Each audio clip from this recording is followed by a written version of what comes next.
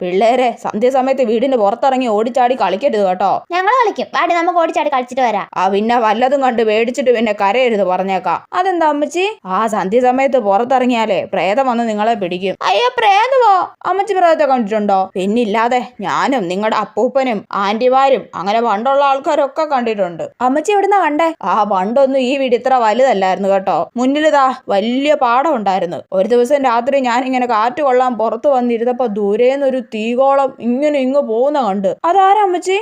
എനിക്കറിഞ്ഞൂടാ. എനിക്കാണെങ്കിൽ അത് കണ്ടിട്ട് അനങ്ങാൻ വയ്യായിരുന്നു. പിറ്റേ ദിവസം തന്നെ വിറയിലും പനിയും. അമ്മച്ചി പേടിയാവുക എനിക്ക്. അതുകൊണ്ട് രണ്ടാളും പുറത്തൊന്നും ഇറങ്ങി കളിക്കല് കേട്ടോ. ഇല്ല അമ്മച്ചി. എന്നാ രണ്ടാളും പോയി കിടന്നുറങ്ങിക്കോ. ശരി അമ്മച്ചി. Mummy mummy.